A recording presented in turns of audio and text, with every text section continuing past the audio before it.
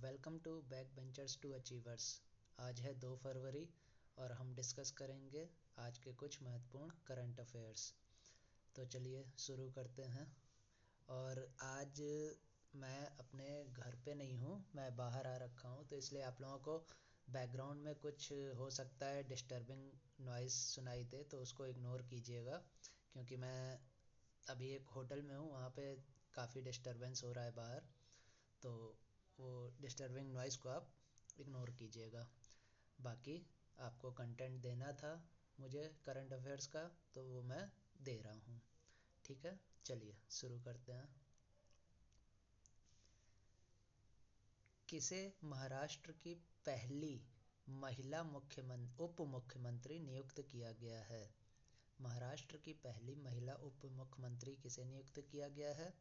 तो इसका सही जवाब है सुनेत्रा पवार।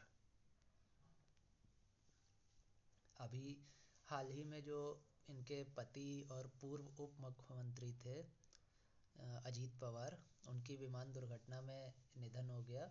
उनकी ये पत्नी है और इनको आबकारी, खेल एवं युवा कल्याण और अल्पसंख्यक विकास विभाग का प्रभार दिया गया है। वर्तमान में ये राज्यसभा की सांसद हैं। ठीक है, चलिए अगला क्वेश्चन। निम्न में से किस राज्य में मुख्यमंत्री ग्रामोत्थान योजना शुरू की गई है?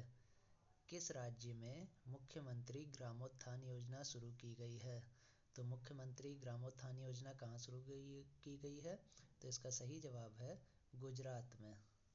मुख्यमंत्री ग्रामोत्थान योजना गुजरात में शुरू की गई है। ठीक है, जो गुजरात के मुख्यमंत्री कौन है? भूपेंद्र पटेल। इन्होंने आनंद जिले के भद्रण गांव से इस योजना की शुरुआत की है। और इस योजना का उद्देश्य क्या है? गांवों को शहरों की तरह आधुनिक विकास सुविधाएं प्रदान करना, जैसे सड़क, नालियां, लाइट, सोलर सिस्टम, ये सब चीज़ें। ठीक है, चलिए अगला क्वेश्चन। किस शहर में छठा राष्ट्रीय फसल पोषण शिखर सम्मेलन 2026 आयोजित किया जाएगा? छठवां राष्ट्रीय फसल पोषण शिखर सम्मेलन 2026 कहाँ आयोजित होगा? तो इसका सही जवाब है मुंबई में।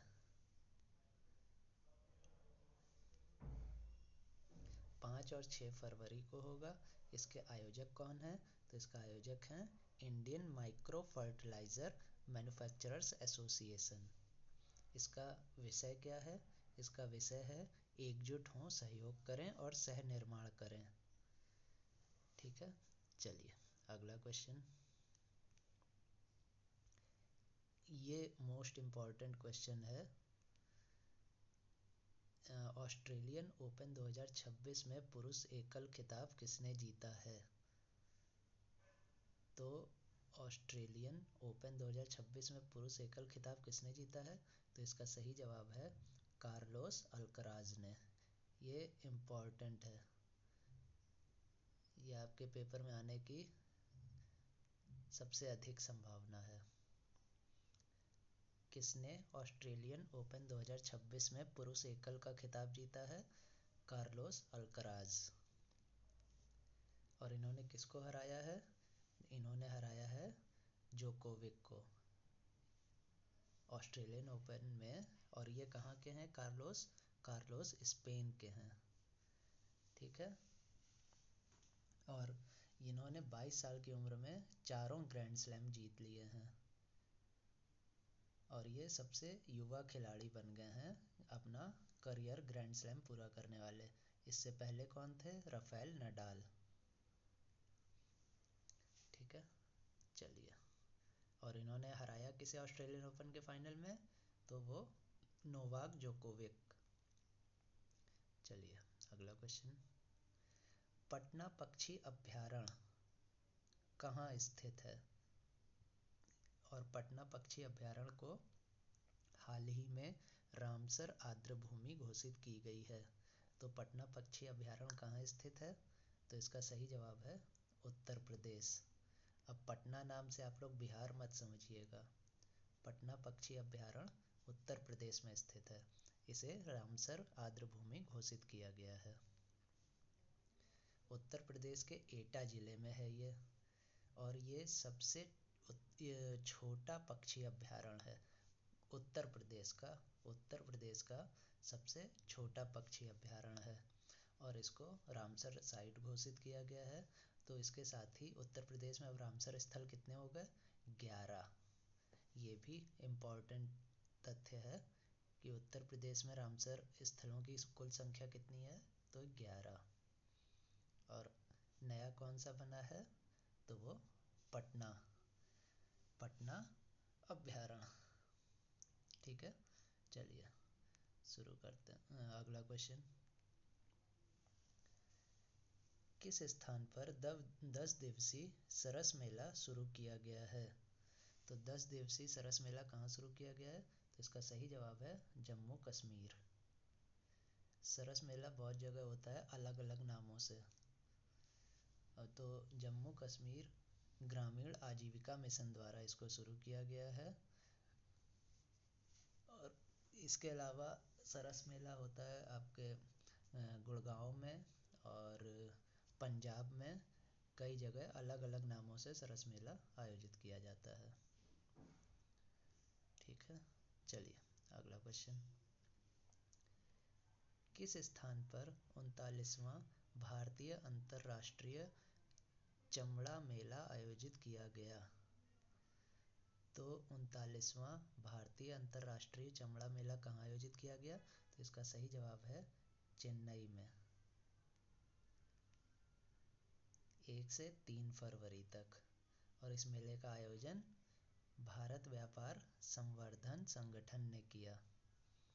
ठीक है, चलिए अगला क्वेश्चन,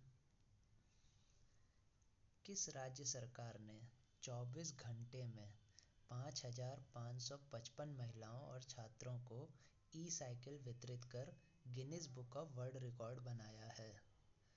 तो 24 घंटे में 5,555 महिलाओं और छात्राओं को ई साइकिल वितरित किसने किया? तो इसका सही जवाब है आंध्र प्रदेश ने। इसका उद्देश्य क्या है? महिला सशक्तिकरण और हरित गतिशीलता को बढ़ावा देना।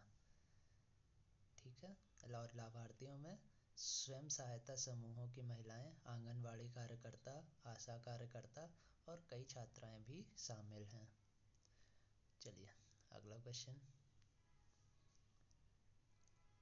किसके द्वारा एनपीएस स्वास्थ्य पेंशन योजना लॉन्च की गई है? तो एनपीएस स्वास्थ्य पेंशन योजना किसके द्वारा लॉन्च की गई है? तो इसका सही जवाब है पेंशन निधि नियामक और विकास प्राधिकरण। एनपीएस की अभी 2 योजनाएं हालिया काफ़ी चर्चा में थीं, जिसमें एक एनपीएस स्वास्थ्य पेंशन योजना और दूसरी एनपीएस वात्सल्य योजना। एनपीएस स्वास्थ्य पेंशन योजना कब लॉन्च की गई? जनवरी 2026 में, जिसका उद्देश्य क्या था? स्वास्थ्य संबंधी वित्तीय लाभों को मौजूदा राष्ट्रीय पेंशन प्रणाली के साथ जोड़ना। और एनपीएस वात्सल्य योजना कब शुरू की गई? ये शुरू की गई थी 18 सितंबर 2024 को। किसने शुरू की थी? वित्त मंत्री श्रीमती निर्मला सीतारमण ने। और एनपीएस वात्सल्य का उद्देश्य क्या था? नाबालिगों के लिए ये योजना थी कि उनके अभिभावक उनके भविष्य के लिए बेहतर निवेश कर सकें। एनपीएस वात्सल्य कब शुरू हुई? 18 सितंबर 2024। और एनपीएस स्वास्थ्य पेंशन योजना कब शुरू हुई? जनवरी 2026 में। ठीक है, चलिए अगला क्वेश्चन, किसके द्वारा भारतीय संस्थान ने सौर चक्रों की भविष्यवाणी करने के लिए एक नया तरीका विकसित किया है? किस भारतीय संस्थान ने सौर चक्रों की भविष्यवाणी करने के लिए नया तरीका विकसित किया है? तो इसका सही जवाब है आईआईटी कानपुर। आईआईटी कानपुर ने सौर चक्रों की भविष्यवाणी के लिए एक नई प्रणाली विकसित की है। और सौर चक्र लगभग 11 वर्षों का होता है, जिसमें सूर्य की जो चुंबकीय गतिविधियां बदलती हैं और सूर्य पर धब्बों की संख्या बदलती रहती है। उसे सौर चक्र कहते हैं। और इससे पहले IISER कोलकाता के वैज्ञानिकों ने भी सौर चक्र 25 की भविष्यवाणी के लिए एक गणितीय मॉडल विकसित किया था। ठीक है, तो आज के लिए बस इतना ही। मिलेंगे कल फिर एक नए वीडियो में, और कल भी थोड़ी बहुत डिस्टरबेंस रह सकती है तो उसको इग्नोर कीजिएगा। बाकी आप लोग अपना ध्यान रखिए, और कल फिर एक नए वीडियो के साथ हम मिलेंगे। तब तक के लिए धन्यवाद।